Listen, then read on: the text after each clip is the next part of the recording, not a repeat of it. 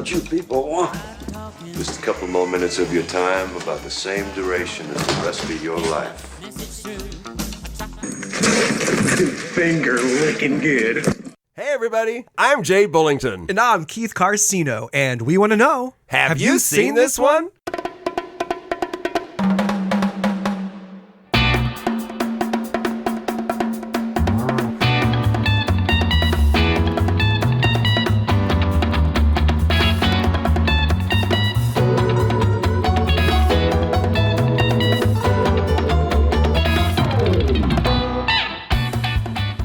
So,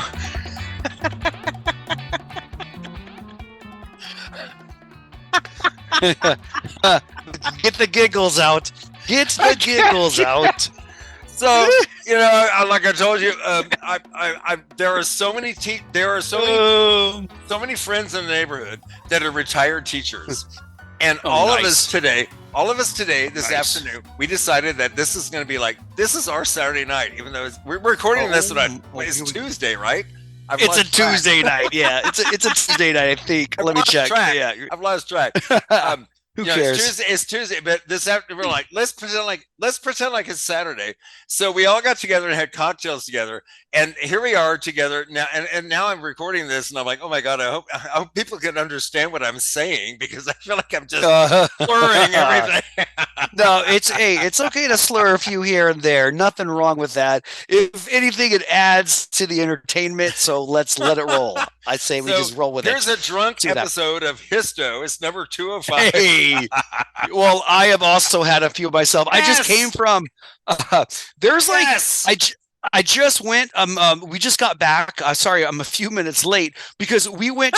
So, you know how malls have a food court? Well, supposedly here in Lima, there's this place called Mercado 28, 28, and it's like a food court. But they have like a big old screen. We watched a Copa America game between Canada and Peru. It's a soccer game, a soccer match, and it's basically like a food court area where you just kind of sit. You can order drinks and food you can get sushi to shawarmas to hamburgers to nachos. Oh man, how sushi fun rolls. Is that? Whatever. Yeah. So we just sat there, ordered a bunch of different food, had a few drinks, and had a good time. Well, and now I get to do what I enjoy most and sit here and talk to you about movies, man. Doesn't get any better than that. And I'm so glad that it is a mutually drunk episode. Yay! If you catch the slurring, you'll know why. I know. Okay. The good thing on my part is they live down the street, so everybody just walks. Nobody drives. That's fantastic. And no Uber fees. I was gonna say it's good for me because Uber here in Peru is like I went from one side of the city to the other for $4 $4 is all it cost me. Holy cow! Are you serious? I know. I'm serious, and that's pretty standard, man. Keith, yeah, I know. I'm moving there tomorrow. Okay, just make room for me. I've never paid more than $10 for a trip anywhere in the city, even during rush hour times. You know, because here is like $30-$40. I know, I know. At least, but not the tip. Last time I visited Austin, I took an Uber to go to you. Remember that little party night we had? Yeah. Oh yeah. And it cost me like $45 just a one-way trip to go see you. It's crazy. And you know, but I don't worth it. I don't begrudge it. Yeah. It's of course. Yeah. It truly priceless was, time. Yeah. Priceless time. Absolutely.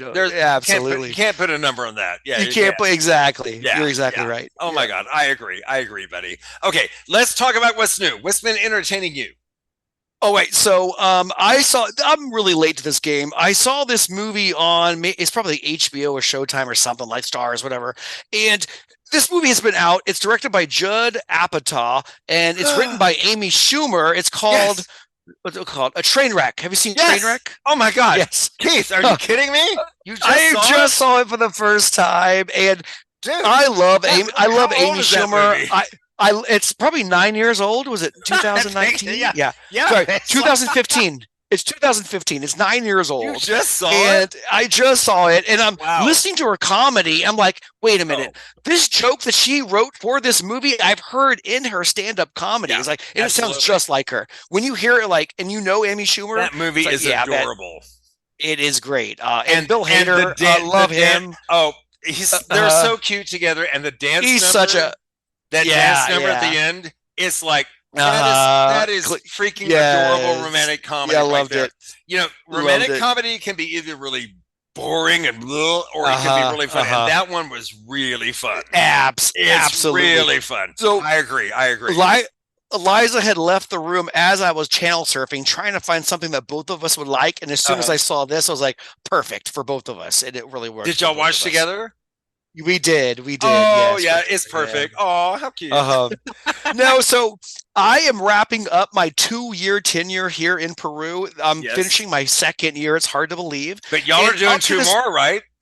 We're doing 2 more minimum. Yeah. We'll see where it goes, but I think it's awesome that you're so happy there that you signed up for 2 more years. I think it's so cool. Yeah, I really love it here. We all do. We're loving it. I'm so happy. Y'all, we're all like living vicariously through you right now. You know that, right? You are more than welcome to. No, I love it. No, more than bring it all in here. It's all warm inside. Well, I had never been to the movie theater since moving here, and what better time, Chris? I know, yeah, believe it or not. And so there's a movie that just came out that Carissa, my 9-year-old daughter, wants to see. And of course, she wanted to bring 2 of her friends. So we all met up. We went to go see Inside Out 2, which, oh my gosh, I loved it. Number 1 was one of my favorite movies. Wonderful. And number 2, number 2 just builds on everything. If you like number 1, you'll like number 2. I was hoping that it'd be like Toy Story, because the Toy Story movies just kept being good or even better, you know. Right. And it was like Inside Out, rare. Yeah, that's right. And I was like, oh my god! And these are the same people doing this, you know. And I'm like, oh my god! If Inside Out 2 is as good as Inside Out 1, then I think I see a series of really good movies here. Because the first one, I don't care. Was it dynamite? I don't care if you're 10 or 1,000 years 100, old. right? Exactly, right. That movie connects to everybody. To watch. Yes, you can absolutely. You can find something that you love in that movie. Yeah.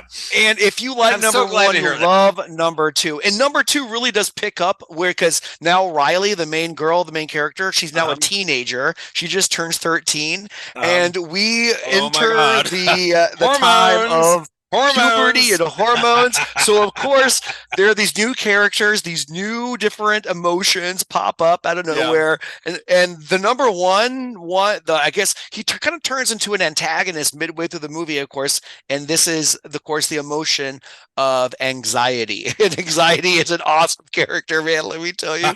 It just. I will say this. I probably laughed more on this one, but I felt like I connected more with the first one, I guess emotionally, I would say. But number 2 was fantastic. It was still You're not the first person I've heard say that. I've heard. Oh, really? Yeah. Is that right?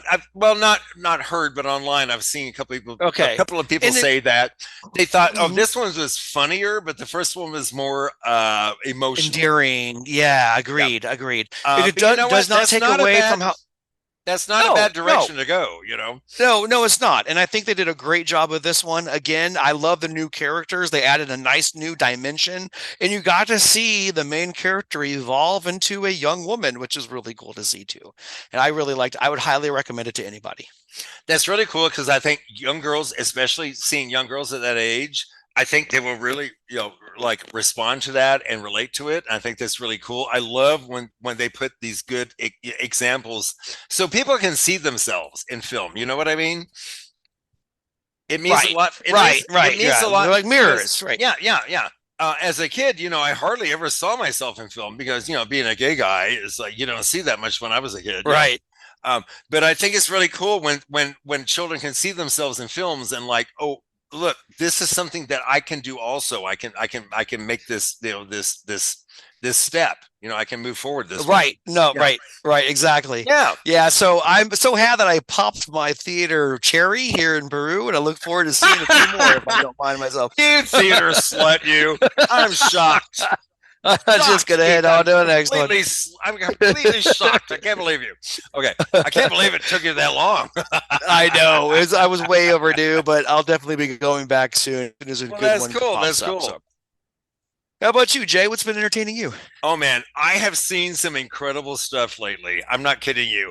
There's a movie a brand new this year, 2024. It's called Drive Away Dolls. It's directed by Ethan Coen, who is one of the Coen brothers. Coen brother, yeah. Yeah. Okay. Main stars are Margaret Qualley and Geraldine. I'm going to try to say this name. Viswanthan. I think it's Viswanthan. Okay. This movie. Okay. This movie is nuts. What? I laughed. I'm watching it alone. Okay, I'm here in the house watching it by myself. I laughed so much out loud at this movie. It was like, and I even rewound a couple of times. It's like, did I see that right? Really? Okay, cool. Okay, first of all, warning everybody, very much a lesbian theme. I mean, very lesbian and hilarious. And and I have a couple of friends who've watched it who are lesbians who also say, "Oh my God, I laughed also so much. It was just so fun." Okay, good. I mean, it's very positive lesbian. Okay, let's put it. Good. Very positive LGBTQ. Good. Very, very positive. In fact, I can't believe a man directed it. It seems like this is like a movie that a woman directed. I'm really impressed that he did this. It's hilarious, and there are so many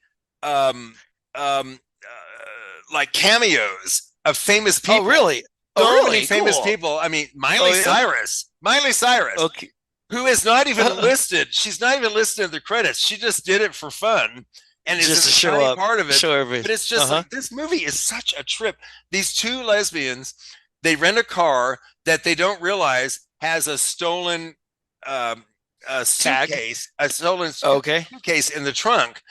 And I don't want to spoil, we're not covering it. So we only spoil the movies that we cover. Spoil it. Yeah, correct. We only spoil the movies we're covering. So, but there's something in this suitcase that some gangsters really want. Okay. And I'm not going to tell you what it is. Now I need to watch this to find. Can you run the movie title by me one more time? Yes. Drive Away Dolls. Drive Away Dolls. Okay, Drive Away Dolls. That down. Dude, I'm not kidding. I've already watched it twice. I laughed so hard at this movie. And our friend Cassie Wine. Hey, Cass. She's also seen it too. And we were talking about it, and we were just, I mean, we could barely even finish a sentence talking about it because we were laughing. Oh, cool. Okay. And you're not going to believe the people that have small parts in this movie. It's hilarious. Okay. I love it. Okay. Now, another movie. Cameos. Another movie. It came out last year, 2023, but right at the end, it's called Suitable Flesh, directed by Joe Lynch. Suitable Flesh. This will go a number of ways. Where is this going? Starring Heather Graham, Bruce Davison, and horror legend Barbara Crampton. It's a horror movie, and it's a body horror movie. And Heather Graham, love Heather Graham from Boogie Nights, right? Yeah, Heather Graham. Yeah, Boogie Nights. Yeah. Now the horror web is very divided on this. Some people think she's over the top, and some people think she's great. I'm with the side that says she's great in this movie. She's great in this movie. Over the top, as though she her acting is like overacting, like campy, maybe. But no, I mean, look at what's that kind of stuff. Well, I'm telling you, when you watch this movie, look at what's happening to her. How can you not act this extreme when something like this is happening to you? But also, I did laugh a lot watching this movie. It's really fun.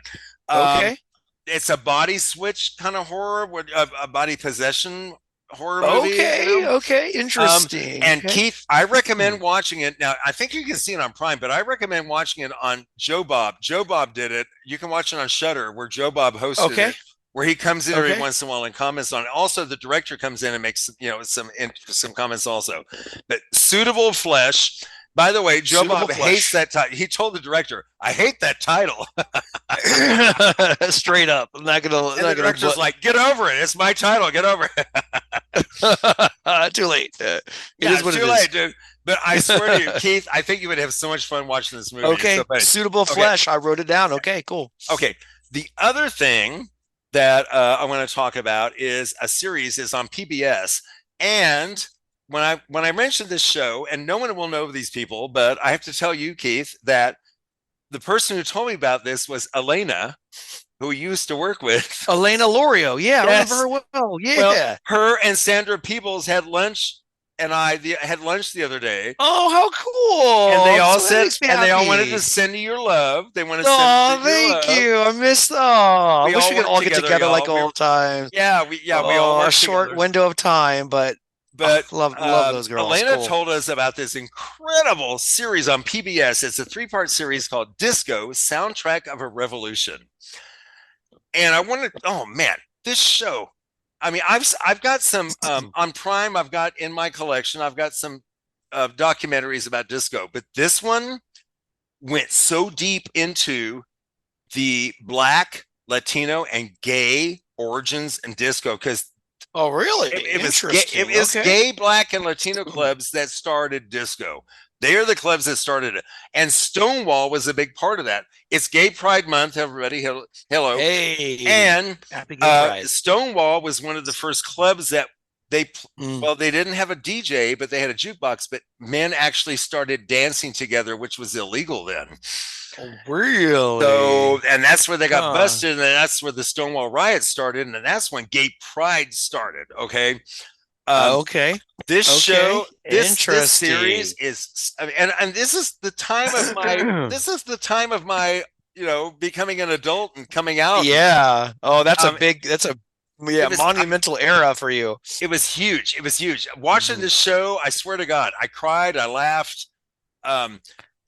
First of all, the oppression is horrible and awful, but also Right. seeing Right. the clips of these men in the 70s dancing, and it's like, oh my God, that's me. That was me. you know? Yeah, that was you. You can relate. Absolutely. So it's really cool. And thank you, Elena, for introducing me to that. I appreciate that. Okay. Very cool. Nice. So really good stuff, man. Driveway Dolls, Suitable Flesh, and Disco Soundtrack of a Revolution. Watch them Okay, all, yes. nice. All right. Hey, by the way, you had mentioned what was it, In a Violent Nature? I cannot find that anywhere. Was it just released? Or I've been looking for it. I've been unable to find it yet. I've been wanting to see here's the it. I thing. just can't find it yet. It played here in Mhm. Austin because it was at the Alamo Right, Fantasia one of those Fest. like a limited showing. It did not. It was at the film Gotcha. festival here at Alamo, and they only played it there. So it's going to be when it comes out later. I'll let you know where it is. But I heard that it might come to Shudder sometime in July, but I might be wrong. I believe it is produced by Shudder, so it should be there. Okay. It Okay. is. I think your sister Mandy actually watched it somewhere. Okay. Really? Because she put a post saying, I will never listen to Footsteps in the Forest the same way again. And I'm like, ooh, that's a good, that's just kind of a warning of what this movie is like. Ooh, I like it. Now I want to see it even more. I've been looking for it. I can't. When it comes, I'll be there with a bag of popcorn ready to go. It is, Cannot wait. like I said before, I kind of compare it to Skinamarink in the way that Interesting. it's not, there's hardly any dialogue. Okay, and- that's okay. And That's but it's all about atmosphere artistic? and sound effects and stuff. Okay. Yeah. It's really, right. it's really. I am creepy, super and intrigued. I can't wait to dive into it. We'll see. I what think you'll happens. like it. I think you'll like it. Okay, cool. You never let me down, Jay. You know, even when you try, you never do, man. Always Well, enjoy it. let's see if I let you down this time because we're going to talk All about a right. movie from now. You've been recommending a lot of movies from the '80s for me lately. Right. And I was hoping I would find a similar theme in this one because this tonight is an 80s movie as well that you are recommending to me. It is. Most of the Mhm. movies you recommended were teen movies with lots of bullies. A lot of bullying, yes. Can you consider, Very heavy on the bullying. So, do you consider vampires bullies? Yeah, man, they really are. They Are they bully you bullies? into giving up your mortality. They do, man. Yeah. Okay. They suck the mortality out of you. Now let's talk about sucking mortality. We're going to the 1987 movie Near Dark.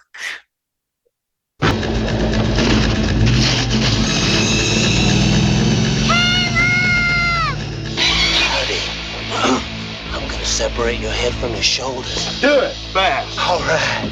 The time's roll. No! You might as well just kill me then, too.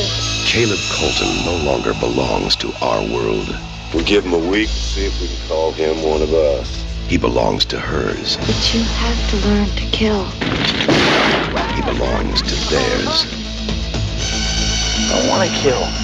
He makes you kill tonight. And they all belong to the night. It's 3 hours short for a bus ticket home. You help me out? What are you on? Believe me, I told you. Just don't think of it as killing. Evening. Don't think at all. It's just something that you do night after night. It's only ever a question of how. Nervous? I would be too if I were you. Near dark. The bigger boys falling in with control. Check out time.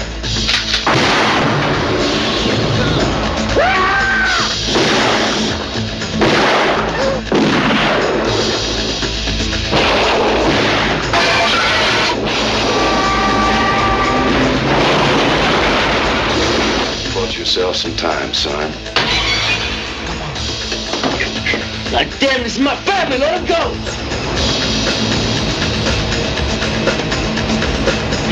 Near dark. Pray for daylight. The night has its price.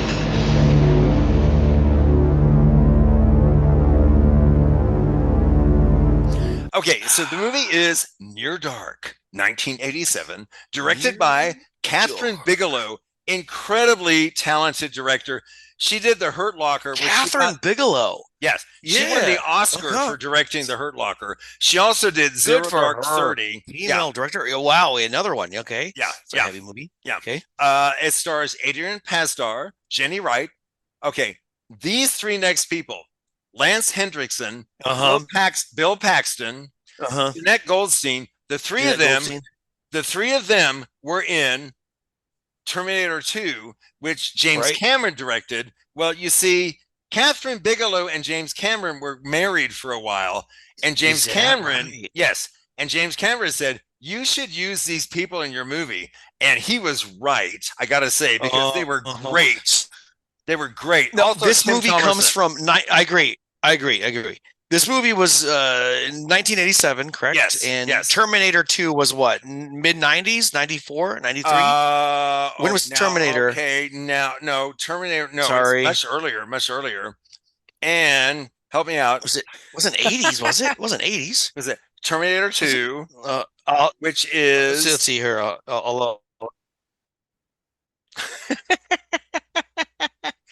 Are we professional? Got you here. It was 1990. Oh, hang on. You froze up on my screen. What did you say again? Terminator 2 was 90. Terminator 1 was then 1984. Terminator, the original, was 84. And then Terminator 2, which was what? Judgment Day, was 91. Yeah. That's crazy. Yeah. I realized Terminator was 1984? Was the original that early? So this was this movie Near Dark was filmed 3 years after the Terminator, which I imagine Bigelow and James Cameron were still a couple. They're still a power couple. Or I'm thinking now I'm confused because Terminator 2 came out after this. Yeah. No, yeah. Because it was right in between Terminator 1 and Terminator 2 by like 3 years. Well, how did he 4 years to get to Terminator 2. I know. Okay. I've got my okay. It's hard to put together, but I'll check my notes. I'll check my notes later because I think I have something about this. Boy, folks, in case we haven't mentioned this recently enough, this is definitely a drunk episode. We are both tossed. and we still drinking. What? We still drinking. And we still not drinking. That's okay, y'all. We ain't driving nowhere. Up. Don't worry. We ain't driving nowhere. We're already home. Yeah, we home. We home. Dog while enjoying. Anyway, there are a lot of great actors in this movie. So the summary. A small town farmer's son reluctantly joins a traveling group of vampires after he's bitten by a beautiful drifter. And the drifter is a vampire, of course. Keith, did you notice that in this movie, even though it's about vampires, they never, ever once said the word vampire? I did not notice that, but now that you mention it, you're right. I don't They ever remember. never once used the word vampire. They just. I remember thinking it constantly throughout, though. And this is back in 1987. So, of course, vampires have been around for almost a long since time the 30s, already. at least. Exactly. It's one of the very first monsters. Actually, Nosferatu. I'm going to make you watch that. Have you seen that? I've not seen it. I've only seen parts, and that's like the 19-teens, right? It's a teen. Yes. We're going to have to do that one time. Yeah. We're going to talk about the movies. Okay. But and anyway. that's a silent movie, right? Is it silent? Yes. 19. Okay. Boy, does it have an effect on the future of film.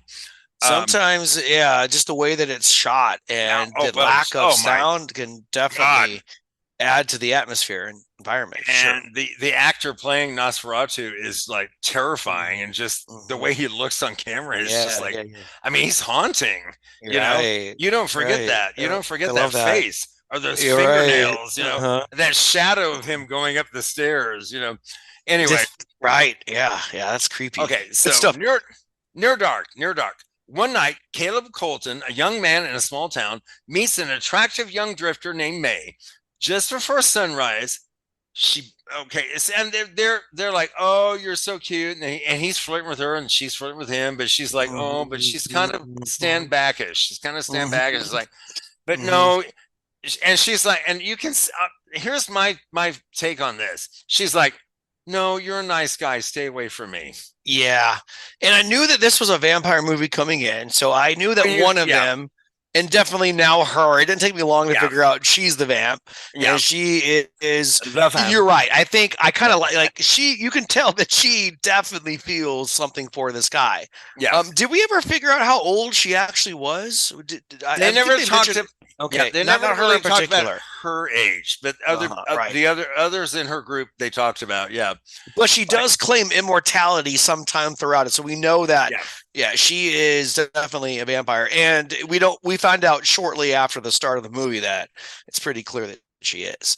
But he is all about her. I mean, he's like transfixed on something about her, and her friends are too. She has this aura about her, right? She doesn't look like she's from there. She's also very entranced by him. She's like, you know what, I mean, there's obviously a real attraction between, and that there's a real chemistry between these two actors. Yeah, I agree. You can feel it. You can see it on screen. Even it's like, okay, you two are a cute couple. It's like, y'all look good together. You know, I felt like he reminds me of like a 1980s Paul Walker, and some of the things that he says and the way that he kind of holds himself. You know what? And he looks like a Paul Walker, right? I agree with that. I agree with okay. That. And I did not think of that before, but you know what? You're right. I think they're both very handsome men, and I think they both have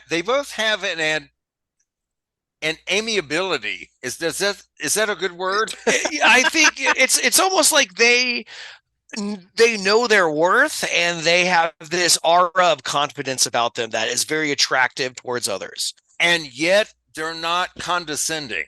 It's not overly to where they come off as like assholes or jerks. Yeah. No. They're not overconfident, but there's this confidence about them that I feel like he's like, I think I'm cool. I recognize you as cool. Let's be cool together. Yeah, that's exactly right. Great way to put it, man. You nailed it right there. That's exactly what's happening. Just before sunrise, she can't help it. She bites him on the neck and runs off. And then the rising sun causes his flesh to start smoking and burning as he's trying to get home. Hold on. She likes this guy. She bites him knowing what's going to happen to him and just abandons him right before dawn. Really?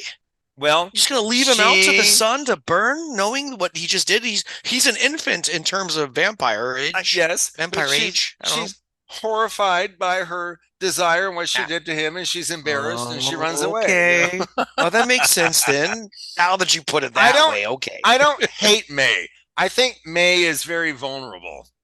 Mm-hmm. She seems, but you wouldn't expect a vampire to be immature in that way, though. But again, if you are bitten at a certain time of your age, you stay that age forever, right? Like, not like the little guy in this one. What do you mean, Homer, the little boy? Yeah, the vampire, not like him. He didn't stay. What do you mean? What do you He mean? became an old. To me, he was like a grown man in a young kid's Oh, body. well, I think that he was surrounded by others who were much older than him, and by default, he had to kind of conform to their ways. But he is older now. He's in that young body, but he's still older. Right. Okay. So I mean, look how long he's lived. It Right. doesn't matter how young your body is. If you've lived that long, you're that old. You know? Yeah. Right. Oh, right. Right. Yeah. And you have that knowledge of being that old. You've learned all these things over the years. You know. Right. Okay. Interesting predicament. I think this movie's fascinating. Anyway, I gotta tell you, man, I'm feeling it so far. He's like stumbling through the cornfields, and you see the smoke like bellowing off of him. Right? He's like finding his way. And there's a weird moment here where he almost makes it to his farmhouse in the middle of podunk who knows where. Yes. And all of a sudden, his baby sister or his maybe like 8-year-old sister sees him, and then his young notifies the father. But before they get to Tim him, Thomerson, very hot man. He's the father, I assume. Tim Thomerson's the hot. He's the father, and he's a very hot actor to my opinion. Kind of look like what's his name, Rogers, the country singer, something Rogers. What's his name? He kind of looked like that. Kenny guy. Rogers? Yeah, Kenny Rogers. That's the one. No. I don't agree with that at all. But okay, maybe it was like the blonde hair that kind of like bounced when he walked. I don't know. I don't see that at all. No, anyway. Okay, I got a Kenny Rogers vibe. I need to watch it again. I could be completely off here, but I was thinking Kenny Rogers. But this movie also has this Western style country vibe to it. Wouldn't you say? It is totally it's a Western. And the director, Kathryn Bigelow, she meant it to be that. She was like, I'm doing a Western about vampires. And we're not going to use the word vampire. And that's what she did. She intentionally chose to omit it to the word vampire. Absolutely. Yeah, okay. I thought it was amazing. Anyway, so May shows up with all these vampires. They, like you said, they kidnap, Caleb, and she reveals to the others that I've turned into a vampire, so he's one of us now. We can't kill him. And they're like, okay. So the leader, Jesse Hooker, oh my God, Lance Hendrickson's so good with that fake. Man, so this guy, I see his face, and I see him in so many other places. I could not put my finger on Terminator 2. Yeah, okay. He was the robot in Terminator 2. Remember, he got chopped in half, and he saved the little girl. That's right. Okay, that's it. But Bill Paxton is in this, man. Bill Paxton, he plays Severin, who's like this maniacal vampire guy. Yeah. Yeah. So Lance Hendrickson, Bill Paxton. Oh God, listen to my drunk ass. Nah, man, keep going. You're doing great.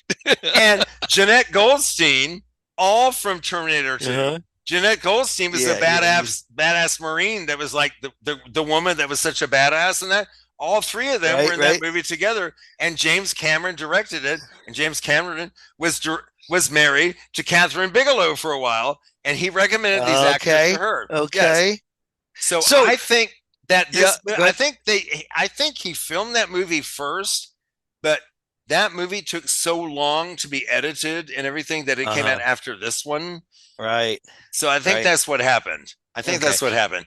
But I mean, they were all in this. They were all in this movie. They were amazing. The one boy, Homer. As soon as I saw him, I recognized him from Teen Witch. He was a little brother in Teen Witch. Yes. I remember him so well. I'm sure you've seen Teen Witch. Oh, There's a couple of scenes in that, right? It's such a great movie. As soon as I saw him, he's got this. There's an unmistakable look that he's got, and a sound. You can't mistake him. As soon as I saw him, I was like, "Oh yeah."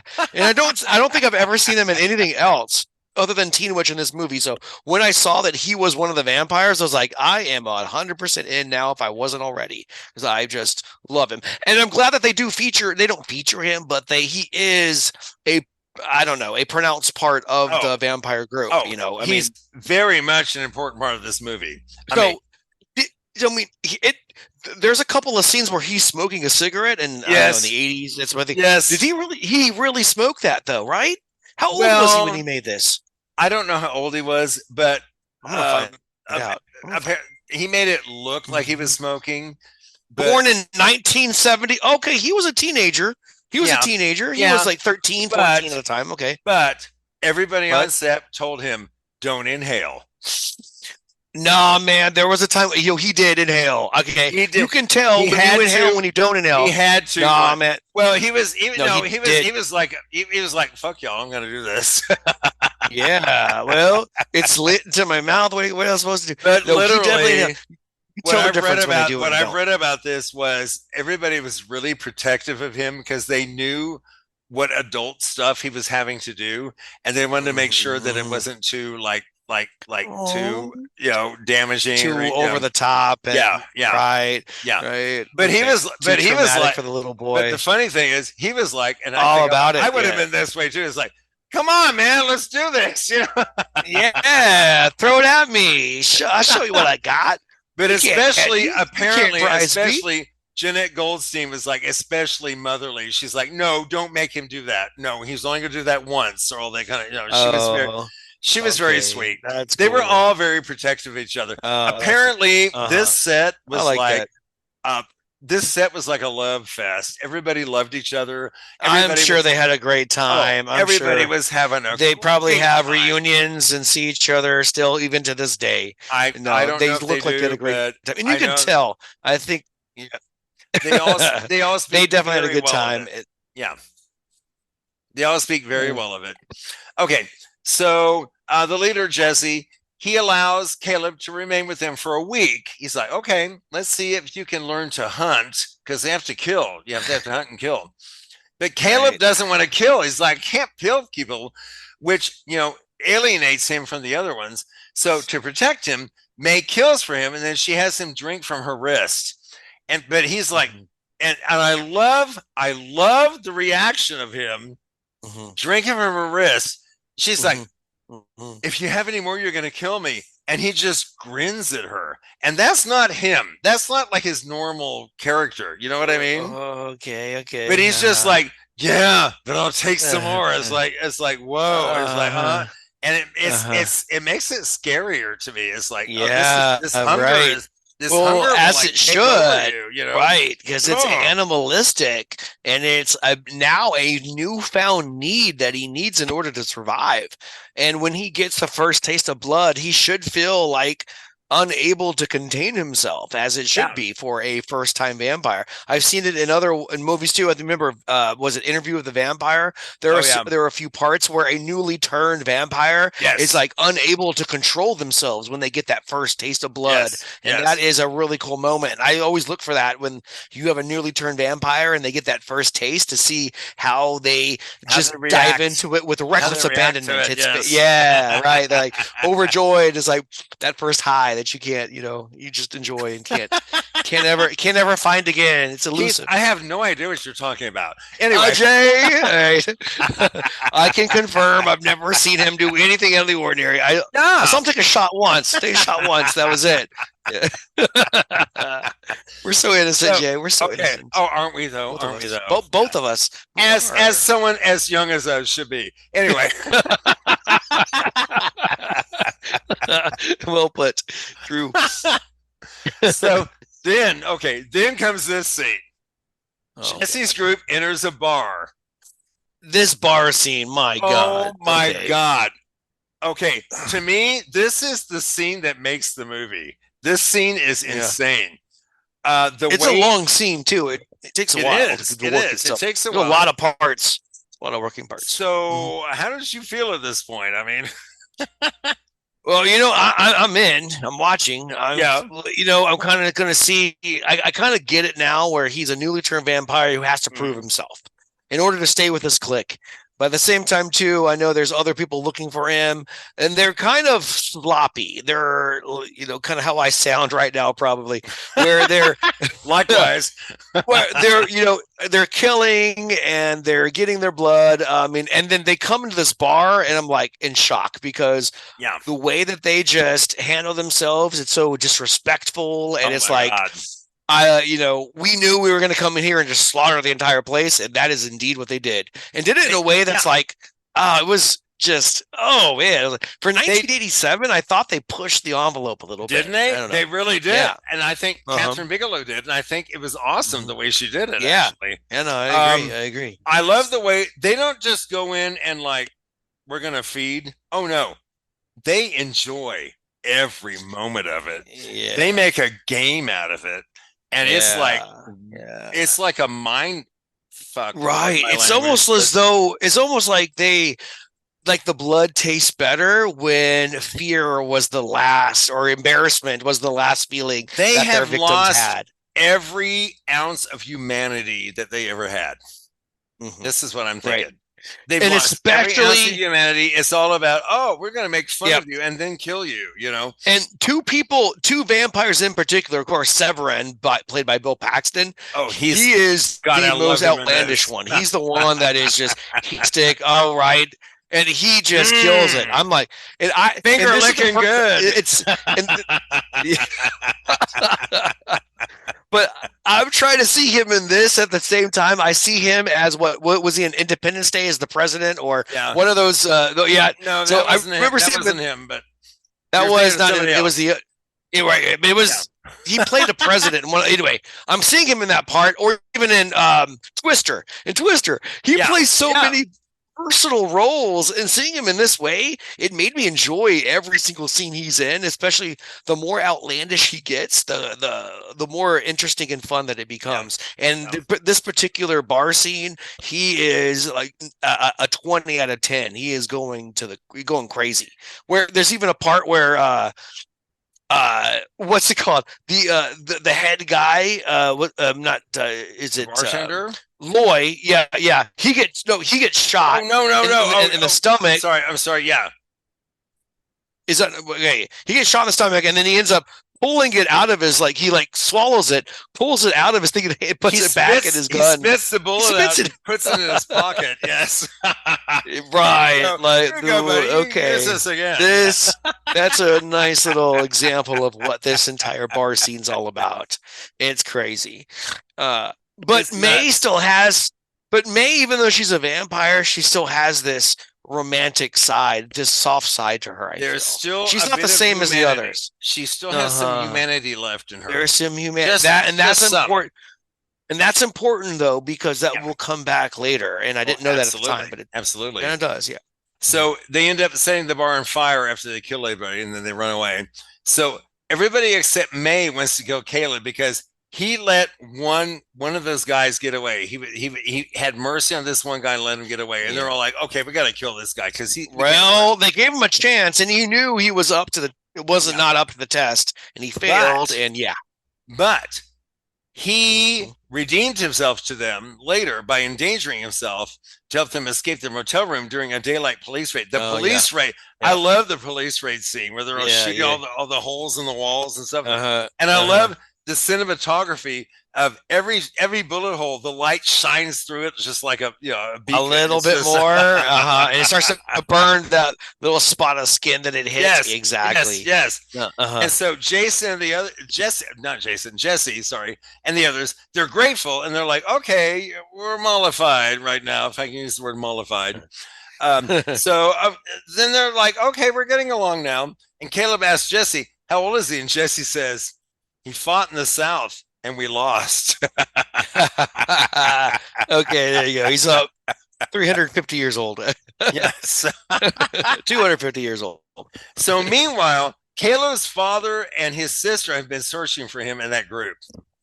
And so there's the child vampire we've been talking about, Homer, the one who is in a young body but an old man. He meets her while she's out getting a soda at a motel because her and her father have finally caught up with them, and they all happen to be at the same motel. What do you know? And this is like 4 or 5 a.m. in the morning too. Yeah, it's in the middle of the morning. What are you doing up by yourself? She snuck out to get a soda. I'll go with it. Okay. I have to admit, as a kid in a hotel, I might have done that. I didn't, but I wish I would have. Okay. meet some vampire folk. Yeah, you never know. You never know what you find at the soda fountain, or the soda machine, rather. I was thinking though that the boy Homer was trying to lure her back in order to like turn her so he could have someone around his age. Is that what he was thinking, or what? Okay, that's what I wanted to ask you, because I felt that also. It's like, I think he wants, if I could find someone else that looks like me at my age, or younger than me, so I'm not now forever. I'm not the baby. Right. Yeah. Right. And she was cute. I bet, they would find a way to connect. But it was also by coincidence, right? Like he did not know that this was the sister of the newly turned vampire. They did not know. Caleb. And when Caleb saw her, and Homer wants to do this, and Caleb's like, no, you're not going to do this. So while they argue about this, Caleb's father shows up and he holds them all at gunpoint. Oh, I love this part. It just caught me off guard. So if this dad was looking for Caleb for a long time now, worried out of his ass, and the first time he sees him, he just acts, "Oh, hey man, I don't know." It was off. It was way off. It was comically off. It was great. I love to watch. It was weird. I love this scene too. I love it though. I love the scene though. So he holds them all at gunpoint, and it's like, "No, release my daughter, Sarah." And then Jesse taunts him into shooting him, and then that's when he spits out the bullet and puts it in his pocket. That's the part. Is that the part? Okay, gotcha. But while this is happening, little girl Sarah opens the door, letting the sunlight in, and all the vampires are like, I'm burning! And they pull back, because sunlight burns them. So Caleb escapes with his family. So so Caleb says, maybe giving you a blood transfusion. And it actually... and it actually worked. Nice. So wait. Let's get this straight. Simple blood transfusion is the cure to immortality. Gotcha. Okay, write that down. Okay, right. That makes a lot of sense. The cure to stopping immortality is what it is. Okay, so all of a sudden, a quick blood transfusion, and now I can bask in the sunlight and get a tan again. Gotcha. Right. Good to know. But okay, I'm still with it. I'm still enjoying it, though. It's still a good movie. Okay. There's a few holes, but again, we're not gonna what do you call it? What Paul does is like, is it dissecting or looking too far into it? What's the term? Oh, what is the term? Plot analysis. Plot analysis. Plot analysis. Yes. Right, it's a little too deep. PA. A little too heavy on the PA here. I need to lay back a little bit. Okay, gotcha. Understood. All right, let's go. Okay. So that night, the vampires, which that word is never used, I said in this movie. They're looking for Caleb and Sarah because Caleb took Sarah with her, and May distracts Caleb by trying to persuade him to return with her while the others kidnap his sister. Caleb discovers the kidnapping and his tires slashed, but gives chase on horseback, and this is when it turns into a major Western. When he's riding on a horse. Get the saddle out. Yeah. Right. Rub the lasso around him. Yeah. But when the horse shies, when a horse shies, and throws him, he's confronted by Severin. So Caleb commandeers a tractor trailer and runs Severin over. He just runs him over. But the injured vampire appears on the hood of the truck and manages to rip apart the wiring in the engine. I love that's a great scene, man. He puts his hand through the metal hood, pulls out different parts. I thought that he pulled the brakes out, like he knew what he was pulling out, because he knew the that makeup, all that his face was ripped off. It was like, how did they do that? To me, these are like it kind of reminded me. It's funny that it reminded me a little bit of the Terminator. There was a part in the Terminator 2 where half of his face was like, right? I totally see that. Yeah. And it's see the connection like, these makeup things, they're like magic tricks. It's like, how did you make that look so real? I think this is a time too where like CGI and deeper, like a lot of these more intricate computerized and different ways that they have a way of like using makeup and costume in order to It didn't have it achieve then. an overall effect. It had it. In 1987, I thought that they did a great job with this in this movie, especially once. I love practical effects, when they're not doing CGI and computer stuff. And this movie is wonderful with this. I think that's why we love the 80s. The 80s were raw and fun, and we need to see more stuff. We need to go back to that. I think we need to hit a little heavier on that. Guillermo del Toro does that. He does a lot of, practical effects and stuff. He's really cool, that director. All right. A lot of people now are going back to that. Good. They should. Late Night with the Devil had a lot of practical effects. Yeah. Really. Yeah. But then they mixed it with CGI, and they really did a really good job of mixing it. Yeah. Right. It's got to be tasteful. It's got to be done right. And when it is, it's a thing of beauty. I love it. Tasteful. It's got to be tasteful. It's got to be tasteful. No, it doesn't. No, Brock. Above all, it must be tasteful. And hold your pinky out when you drink a tea, goddammit. Anyway. So, anyway, Caleb's driving this vehicle. He jackknifes it and jumps out as the truck explodes. There are so many explosions. I love it. And that kills Severin. So, seeking revenge, Jesse and his girlfriend pursue him, but they're forced to escape in a car as dawn breaks. Okay, so here's the thing. Sun is coming up. The vampires cannot be in sunshine. They can't be in it. Or they'll burn alive, right? Yes. Well, May is a vampire, but this is when she really proves her heart and her humanity. Attempting to save the little girl, Sarah, she jumps out of the back of the car with her, and her flesh starts to smoke as she's burned by the sun, but she carries Sarah to Caleb because she wants to make sure that Sarah is safe. So this is when we know, okay, she's a hero. She's a hero. She's got a good heart. Yeah. And he saves her by putting her under his jacket and hiding her from the sun so she doesn't burn up. Meanwhile, Homer attempts to follow, but as he runs, he dies from exposure to the sun. Well, honestly, of all the vampires, even though I'm sure he was a young boy when he turned into a vampire, Homer is the most nasty character in this movie to me. You think he's more nasty than Severin? I actually do. He's willing to take a child. He's willing to steal a child and make her. But he's also, I think he still has a sense of immaturity that will never age. There's always going to be this kind of sense of being, or maybe interesting. I don't know. Okay.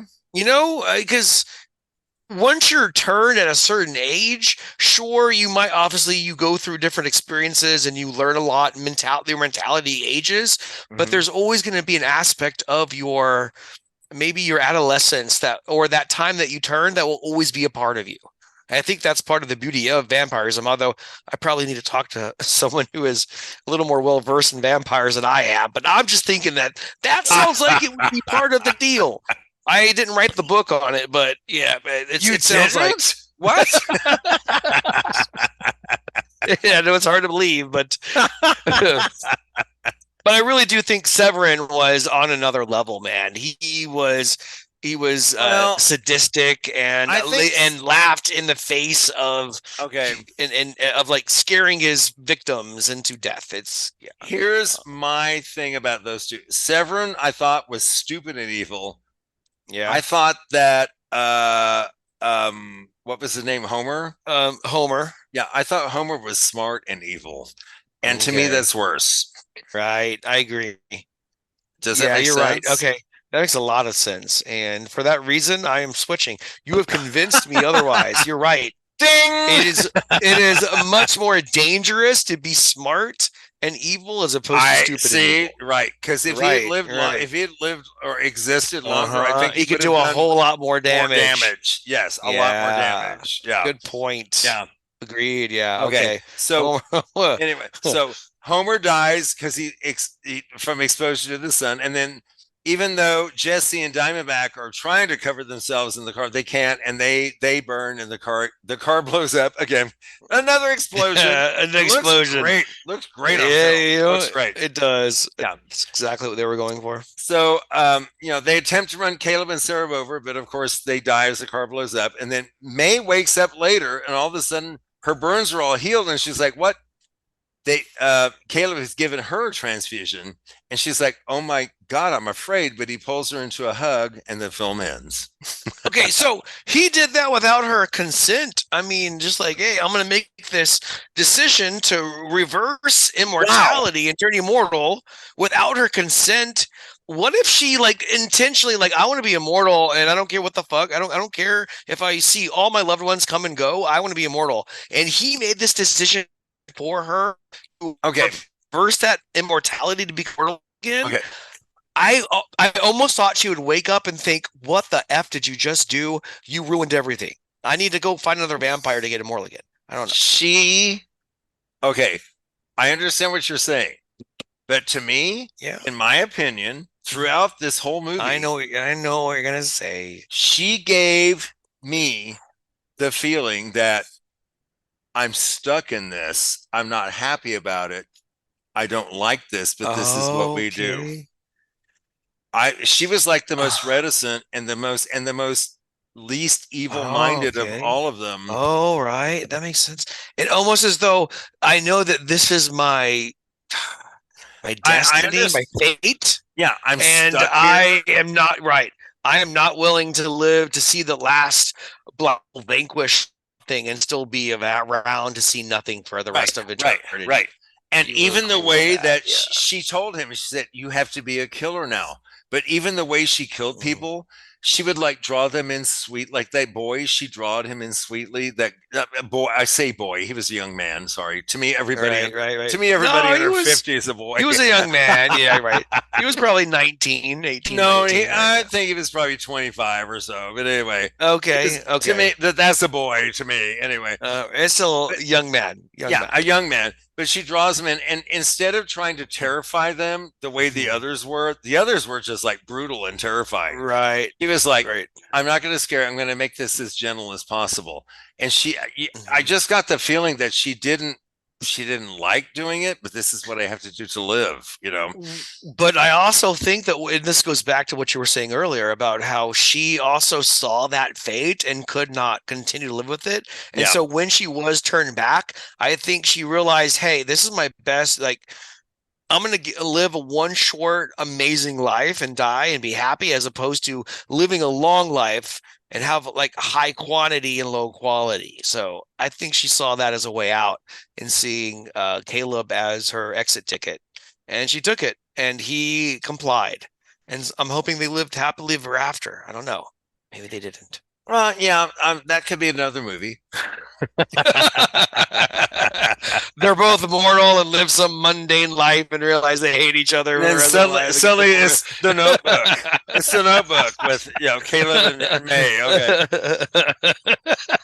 The background stuff is, I've already talked about it pretty much. Future husband James Cameron suggested to Bigelow that she use the ready-made ensemble cast from his hit Aliens in 1986. Aliens is 1986. I think you might be looking at Alien 3, maybe. Okay. And then wait, Alien 3? What? Well, this came out in what? Alien? This came out in. Wait a minute. This came out in. This came in 87. This came out in 87. I mean, you're sorry. Right. This is 87. Yeah. And Aliens came out in 86. Okay, so it's a year later. Yeah. So Lance Henriksen, sorry, there's no D there. Sorry, Lance. Bill Paxton and Jeanette Goldstein, they were all in Aliens, and then he said you should use these. Michael Biehn, who was also in Aliens and also in Terminator, he had also was considered, but he was not able to participate. He was busy. So you keep saying aliens, but you mean alien, right? Singular, not aliens. Because aliens. Alien. So the plural. I thought the first one. Oh, when was the first Alien? Like the original Alien, I think was 78 or 79. Oh yeah, That's the one with Sigourney Weaver. yeah. Well, she's in both of them. Ah, She's in yeah, both right, of them. exactly, Yeah. right. She's But in she all started of the. them. Oh, right, unfortunately. Okay, so Alien came first, and Alien 2 or Aliens came Well, they next? just called it Aliens. Aliens is gotcha. it's basically Alien 2. Yeah. Yeah. So and isn't that fascinating? Oh dude, you went silent. I think you paused. I think you silenced yourself. I think I hit a button. Can you There hear me you now? go. Can you There hear- you go. Okay, I touched a little button you on our hear me now? microphone, but I was saying, just a heads up, I have never seen all the Aliens. I haven't seen any of the Aliens movies all the way through. I've seen a part of What? one or two. So if Dude, you ever are want to you- add are you the original kidding me? Alien, it is fair Okay. game because I haven't seen it. I have not seen it. We I've may not have to seen do a Alien. series, and I know exactly who wants to join us for that, but we'll talk about that later. Wow. I have a feeling I know who you're talking about too. I I've not think you seen know. Alien. I know there's a few classics too, by the way, that I've not seen, and that's one of them. Well, But there's a send me bunch list, dude. that. All right, I will. I'll let you know. I haven't seen Send me a these, and I list. need to see these, and I'm happy probably to pick every movie exact- we look at. because there's probably a whole bunch that you thought, oh, you just assumed that I've seen it, and there's a good chance that I haven't. I'm constantly I'll have to send you a list. surprised. For the good and the bad. Right? So when Bill Paxton is hitching a ride, when he's hitching a ride in the movie, the driver that gives him the finger, this is fuck you, and drives on, that gives him the finger. That was James Cameron. Get out of here. Really? Awesome. I'm glad they used it. What a great way to use him. Okay. And here's something that, honestly, as a queer man, I don't get this. It has been analyzed for its queer coding of the vampire character, especially Severin. And I don't get a queer vibe at all in this movie. There was one scene. Did you? Can you tell me where? Because Keith, I can't put my finger on it. There was one where it almost got there, and then they both backed away. I need to watch. This is a movie that I need to watch again. I don't feel like one time is enough. I think I need to go back and watch this one again, especially for moments like that, because I feel like there were some things that crossed my mind and then they quickly left, and then I can't reconnect them again. So I know that there was some scene where between Severin and Caleb that was happening that I was thinking, wait a minute, where's this? Was this? Oh no, it didn't go there. And then I just quickly let it go. Yeah. I need to watch it again so I can have a better idea of how to respond to that. Because I guess I do too. Got some type of homosexual vibe that just quickly evaporated. But it evaporated so quickly that we just moved on and we never revisited it again. So we never thought of it again. It's crazy to me that you picked up on that and I didn't. Well, I have excellent gaydar. Okay, let me tell you, it's fantastic. Well, I'm very impressed and very jealous, sir. Very envious. That's hilarious. Oh my god. Okay. Awesome. Real quick, I got a couple critic responses here. Hal Henson of the Washington Post said, "The intermixing of vampire legends, westerns, and biker movies has a result that is both outrageous and poetic. It has extravagant, bloody thrills plus something else, something that comes close to genuine emotion." I probably couldn't have written a better review for it myself. I thought that was well really written. One. Okay, in his review for the Globe and Mail, Jay Scott wrote, Jay Scott. Hey, Jay. Bill Paxton as the undead sex symbol is exceptional, but not exceptional enough to put across the cop-out that concludes the film. They saying that they didn't enjoy the ending? I guess so. Yeah, the ending was kind of. I had to admit, the ending was pretty weak. I thought they could. I mean, how many horror movies can we say have the best ending?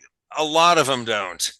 I have to say, the ending is the hardest thing to hit in a horror movie. That's true, because where do you go from there? A lot of the horror is the acts and content itself, and the plot, especially the conclusion, is not always the highest thing. The bar.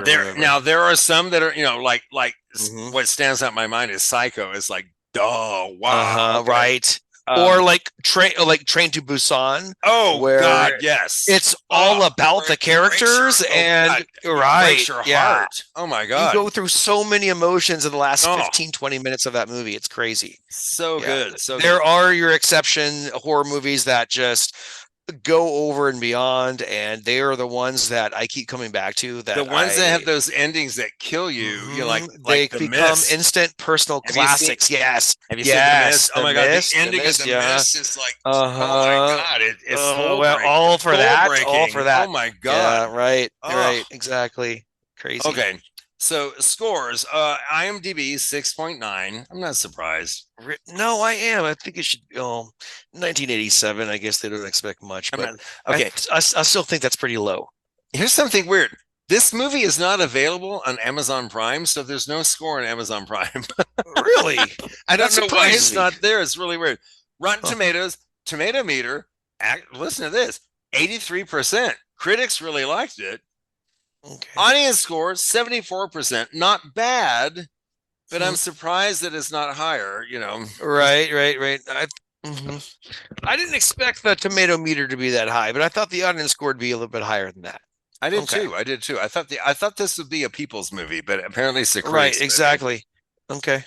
Anyway, okay. So contact info, you can find us at HYSTO200.com, which is a weak website right now, but I'm working on it. Hey, right. We need to feed it blood. We need to give it some blood. Yes. So I just need to strengthen. slit my wrist and feed it. let it suck from your wrist. Yes. But you can find us in full strength on Facebook and Instagram and Twitter. Just look for Hysto or Hysto One, or Have You Seen This One? You can find the podcast on Apple and Spotify and Amazon Prime. I have get your podcasts. Yeah. Go ahead. I was gonna say I have checked the old website, and it still functions for all the first whatever movies almost that we had 200, done. Yeah, almost 200 up to that point. So it still works for the first part, but I haven't. It doesn't seem to be updating, right? Sorry, yeah. anyway. Technical issues. What can you do? Anyway, please, if you subscribe to us, please leave a rating, leave a comment. Let us know how we can improve. That helps people join the party. Oh my God, Keith, this is such a fun drunk party. Man, we need to do this more. Not too much. No, every time we should aim towards slurring a little more. We should be totally tossed. Okay. If only people could enjoy it as much as we are right now. We should make it. Have a couple drinks, flip on our podcast, and enjoy the ride. Right? That's what it's all about. Well, I hope they do. So, I do too. Next episode, dude, throw it on me. What's up? Okay. I can't. We're into the 200s now, right? And still, I have so many movies that I am so dying to talk about. This is crazy. We've covered how many? What, 300 and something movies? 300 and something movies now. Yeah. Yeah, man. That's a lot. And you still have a growing list of movies that are like, I've been waiting to throw this one at you. Some are like, I almost don't want to show you movies anymore because everything you're throwing at me is just like, wow, man, that's another. They're hard acts to follow. They really are. Well, thank you, sir. They're good movies. They're good and wait movies, a minute, man. Before we even go here, I forgot to ask you: would you recommend this movie? Oh, absolutely, man. Near Dark is one that I was not expecting much when as soon as I saw 1987, I was like, okay, man, let's see what happens. It's probably a cheesy 80s movie. But no, man, this one delivered. It had some familiar faces that I've seen in like the 2000s and 1990s. I was like, man, it brought me in to connect me. I watched it, thoroughly enjoyed it. It's a really, and again, we'd see it again because I noticed things I didn't notice the first time, which I really like. So, yay! Yay! Okay, well, we're going back to the 70s next time. I have a feeling. Anytime we have 70s, I know who. Please tell me. No? Do you have a guess? I think you know. Okay. Okay, it's 1971. I mean, we're going way early. So it's into the 60s here. And I don't know how familiar you are with this director, Stanley Kubrick. Oh, okay. Yeah. I've seen a few. Okay. We're doing A Clockwork Orange. Oh my gosh. Okay. I've not seen this one. This is probably one of those that we discussed earlier. We're like, hey, this is a classic, a renowned horror movie that it's kind of like, if you're a horror movie fan, this is one that has to be under your belt. I've not seen this one. No, wait, what? I wouldn't call it a horror movie exactly. It kind of reminds me of like a cult classic, almost like a Rocky Horror Picture Show kind of thing. Yeah, cult classic. But no, not cult classic, but Rocky Horror is not so much like a rock musical, and this is not anything like this that. is not a rock. This is a movie that it's like takes place in like a psychiatric ward. Is that correct? That's all that I know. No, you're thinking of One Flew Over the Cuckoo's Nest. No, I do know. I've seen parts of that one too, but you're thinking of that. Okay. No, this is not. This is not that, dude. You're not. You. I can't wait.